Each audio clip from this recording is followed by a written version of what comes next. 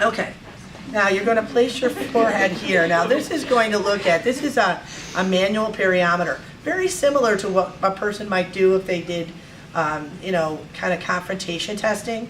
But what's nice, if anyone looked up here, this is like a protractor, just like you had in geometry, right? Well, it gives me a very good idea of the amount of degrees of peripheral vision that a person has. Place your forehead here, and I want you to look straight ahead at this.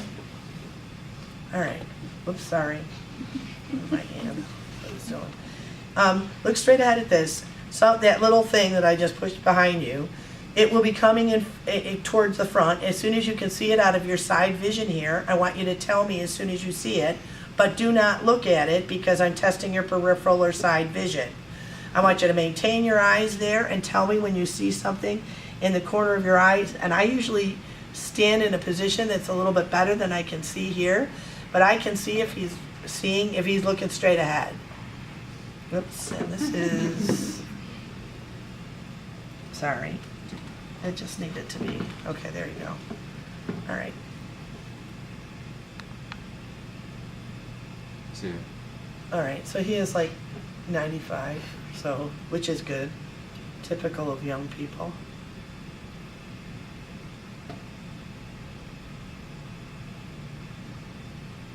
See it. About 70. Not so good on a lot. But within normal limits, I might add. But for a person, usually we see it. I see that. Yeah, so he's seeing it way back here, right? Right about here. Yeah. So for most folks, really, who are young and have no problems with their eyes, really 80 to 90 degrees is what you're going to see. So you're going to see more like 160, 150, 160 degrees. 140 cumulatively is the least that you'd like to see. Some people can have less than that and still do okay. A lot less, probably not. I told you that folks who have left homonymous hemianopsia are dangerous. Those folks have problems in a lot of areas, so they generally tend to not be good candidates to resume driving. Okay, so this is a good way to get an idea of what their peripheral vision is. Okay, so that's simple. They're going to have to kind of crunch down there. Okay, look through those top viewers. Do you see something there? Yeah. Okay. All right. I'd like you to go down to line 5, and I'd like you to read the letters, and they are only letters from far left to far right on line 5. All right. K, H, S, C, O, Z, N, R, D, N, B, C. Okay. Now let's do the next line, far left to far right, line 6. O, N, R, Z, B, D, K, H, C, S, K, D, S, O, N. Okay, and now final line 7.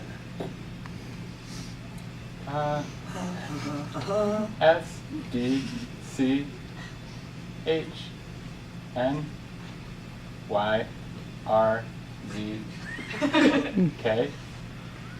Say that again. That middle column. V, R, Z, K, O. Okay, last part to the right. H, S, N, R, D. It's a no. But no. Okay. Sure. Okay. In any case, so he's got pretty much 20/20 vision, which would be good, because if not, then you should go to the doctor. No, seriously though. Wait a minute, you're not done though. Okay. Sorry. No, That's fine. Okay. Go back down in there. Okay, so you see a bunch of circles, right? Yeah. Okay. Starting with the letter A, I'd like you to tell me the numbers in the circles, and they are only numbers in the circles beginning with the letter A. All right, so A, I see 12. For B, I see 5. And I'm not making out the other numbers very well.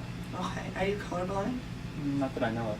I see 24, but it's really faint. Let's see. I don't know if that's right or if that's wrong. It's not. 26. That's 26. Mhm. Yeah, I can't see D. Okay. How about F? Or E, actually.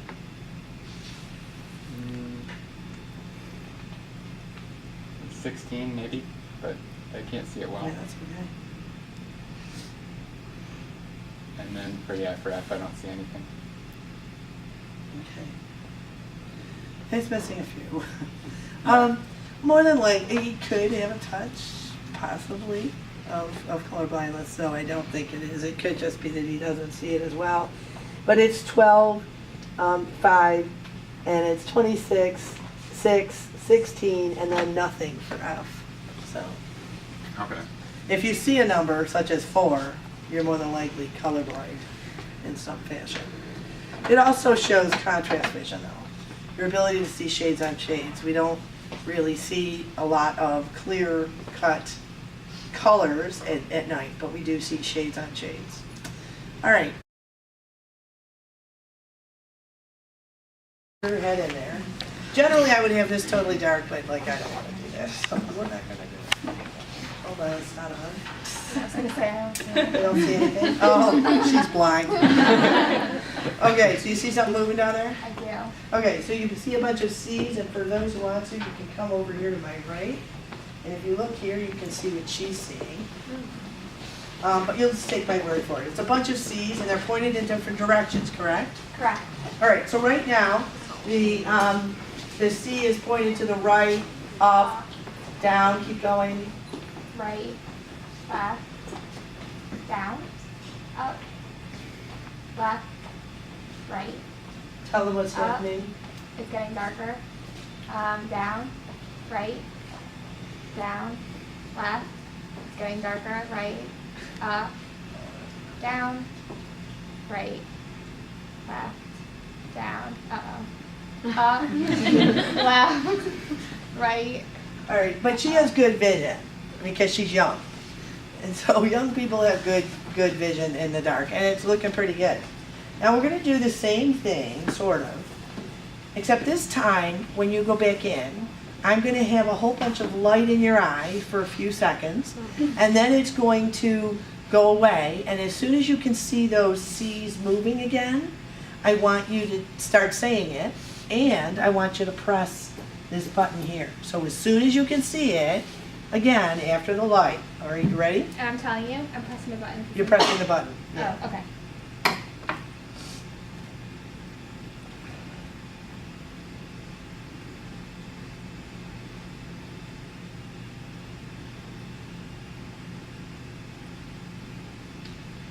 Push the button.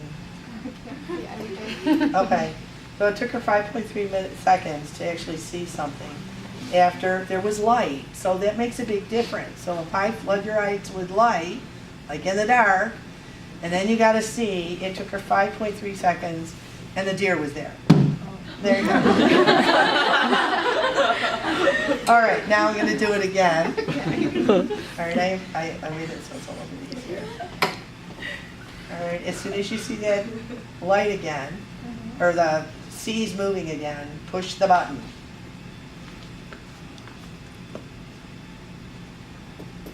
All right, now I made it so it was a little easier.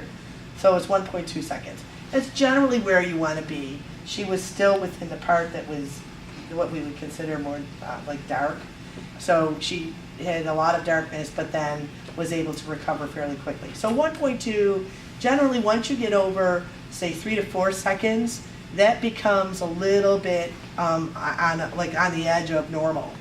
And that becomes problematic in a lot of areas, particularly where there isn't a lot of light, but there might be someone's headlights that go into your face. That's the reason why it's really not nice to have your high beams on, okay? But it happens, and even just ambient light could cause a similar glare reaction problem. This is particularly important because as folks' eyes age, your ability for your eyes to accommodate, that's what your eyes were doing, were accommodating to the light, decreases, so that motion okay, of the pupil contracting and expanding is not as brisk as it was before. All right, so older folks generally have poorer glare recovery. That's another reason why they generally don't drive well at night.